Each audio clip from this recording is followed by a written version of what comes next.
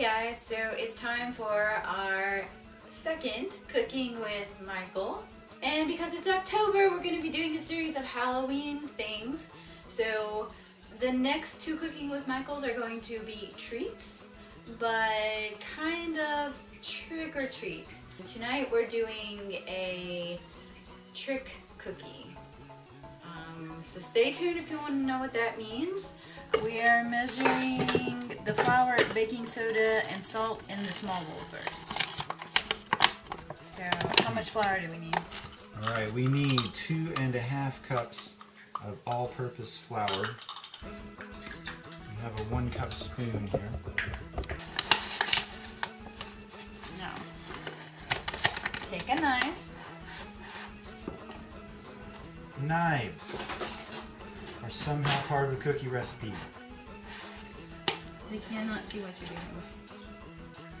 We've scraped the spoon with a knife. But you didn't get the whole cup filled. I'm afraid this is not an exercise in stoichiometry. It will be okay. We're going to get a second cup. Dig it with the knife. It is level also. Then we need a 1/2 cup. My instinct is to eyeball half of this spoon, and I think Melanie will say no. I hope we didn't need that again. Here's a 1/2 cup. And the recipe's gone to sleep again.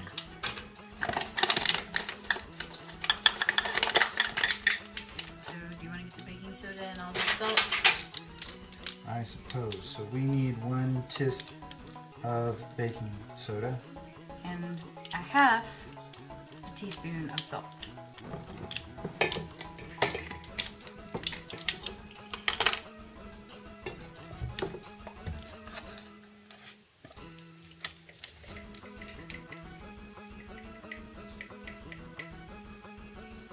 It's a rather lumpy teaspoon.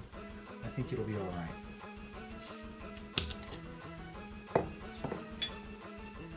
Now you're supposed to mix that all together. Mix these together with the knife.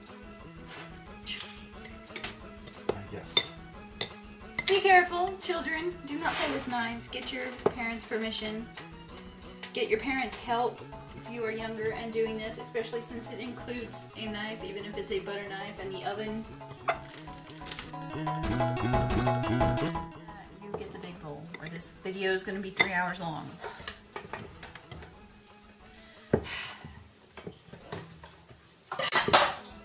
In a separate bowl, Spoon, children, spoon. we need something. Ah. We need 1/2 cup of real butter at room temperature. This butter is not at room temperature.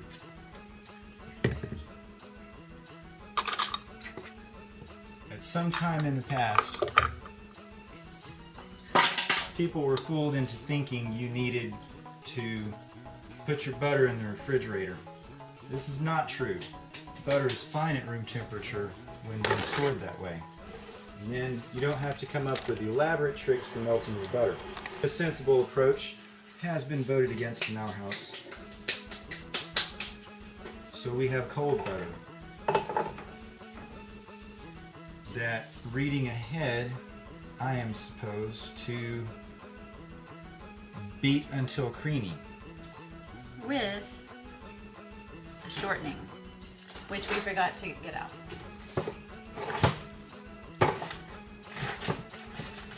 Since it's not room temperature, we have to kind of stuff cold butter into this measuring cup.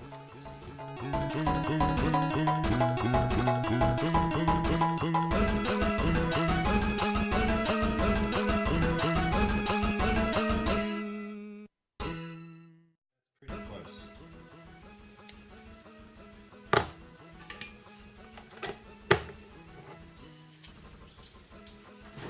Having packed all the butter into the cup, I now have to scoop it back out.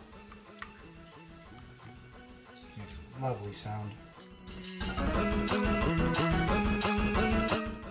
cup of shortening also. And while he is doing that, I'm going to measure out the brown sugar. We got light brown sugar.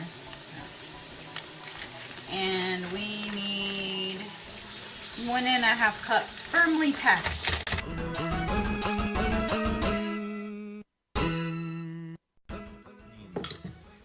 Do not expose can to heat. Do not refill with hot oil. Just a little more. This is the only can of anything I've ever seen that the manufacturer worried one might refill it with hot oil.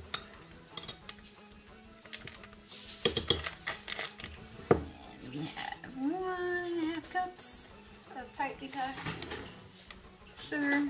We're digging shortening to pack it into this half cup. What is shortening? Isn't it like solidified vegetable oil or something? Sure.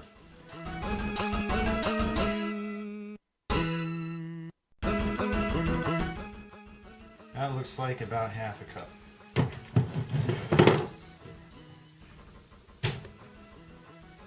We'll dig this out.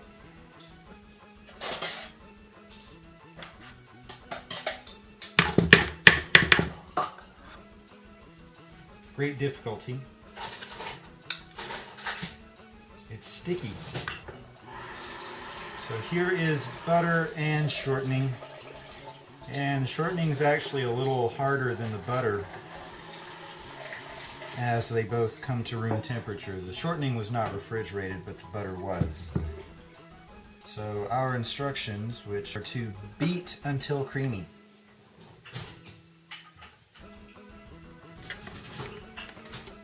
Here's the mixer.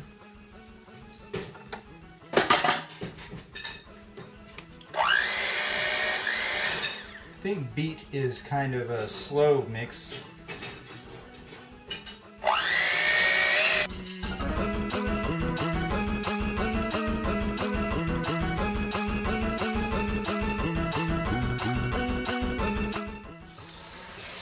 I'm not sure if this is creamy or not. Cream is kind of a really low viscosity liquid, and if you just stirred it around you wouldn't be able to tell the difference between it and milk.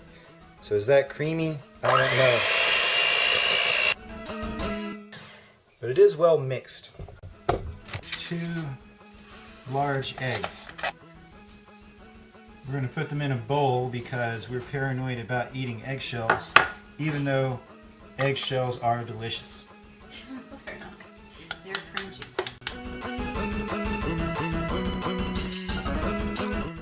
One egg, as you can see, there's probably not much shell. Well, it also says to beat them in one at a time. So we'll beat this one in. Hey, it says add sugar and vanilla next. What? You missed a step. We missed a step. It probably wasn't important. But it says to add sugar and vanilla and beat with the mixer on medium speed until well blended. How much vanilla do we need? 2 teaspoons of vanilla. 2 teaspoons of vanilla. Vanilla. Alright, here's 2 teaspoons Yes. of vanilla. Then with the mixer on medium speed until well blended.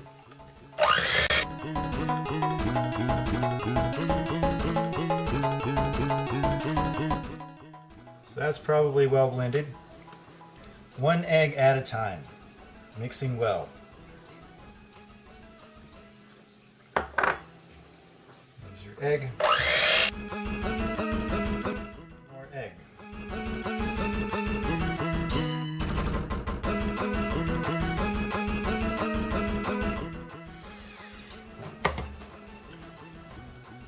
Add flour mixture. Beat slowly to incorporate. Then beat to blend well.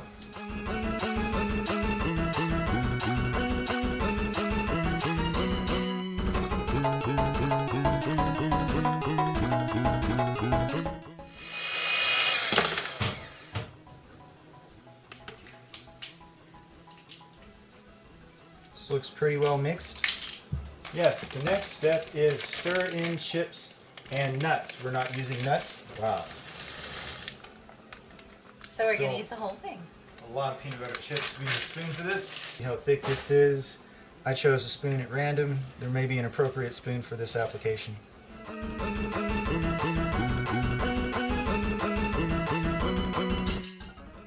So I think the light brown sugar has given us a really blonde cookie mix. I'm not sure what's going to happen when we bake them. Trick might be on us. They may be terrible.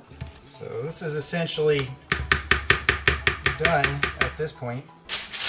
Melanie is lining the cookie sheet with parchment paper.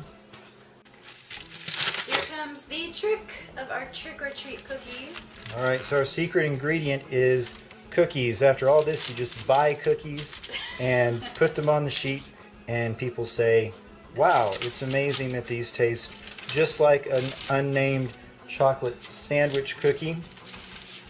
That's not exactly what we're doing.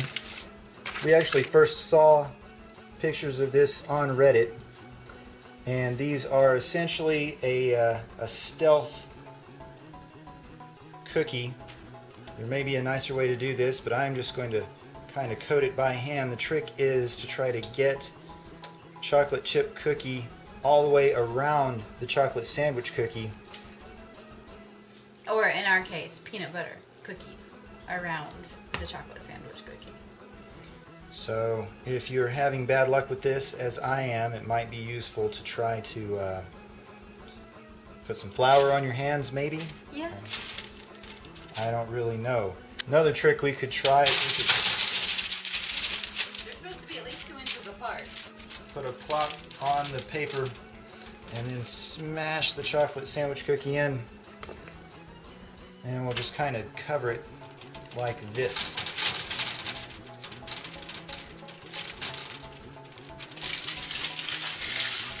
Yeah, that seems efficient. So I'm making pretty huge cookies. Basically, it's like getting 3 cookies in one. One on bottom, one in the middle, and one on top. But, like I said, it's Halloween. Everybody deserves a trick-or-treat. Those are going to bake together if you put them too close. Well, I don't know what to say about that.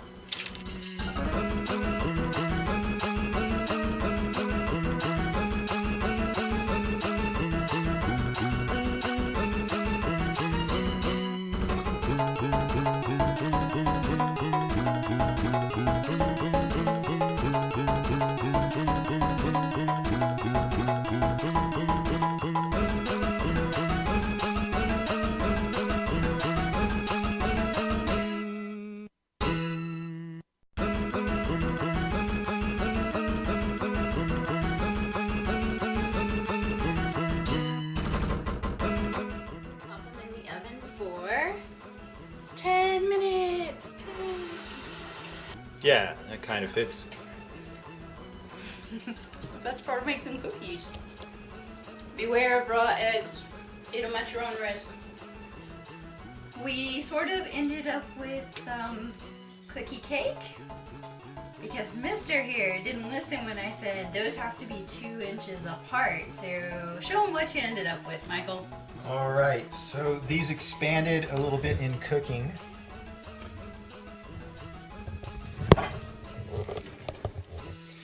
And it looks like this now. You can kind of see the lump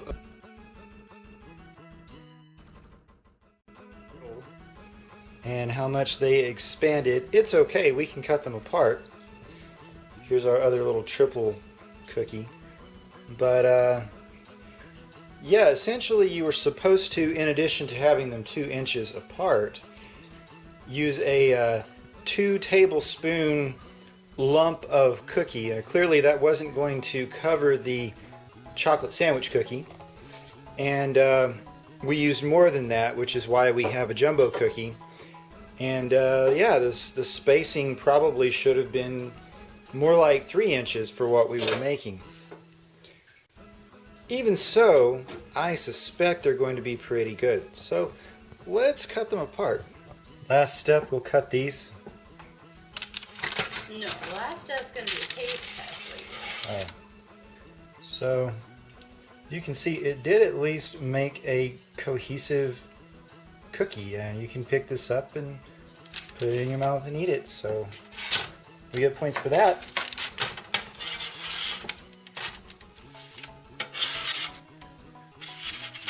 Slice of cookie. They didn't stick to the paper, which is good. Cheers. And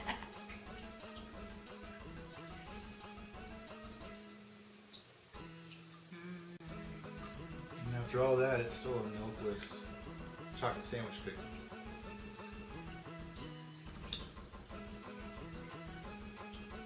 See? There's our trick. Well, we are going to enjoy these trick-or-treat cookies and a little bit of Luke Cage. And I think that's it for us tonight. What do you think? Yeah, we'll enjoy them and then continue eating the next half pound of the cookie, probably without enjoying it. One at a time. Look at how big this is. This is at least 150 calorie cookie. At least. Per bite. It's not that bad. Anyway. Remember to like and subscribe. Also, remember to look me up on Facebook, Instagram, and Twitter. Shivering Shimmy on all 3 of those. And we will see you next time with Cooking with Michael.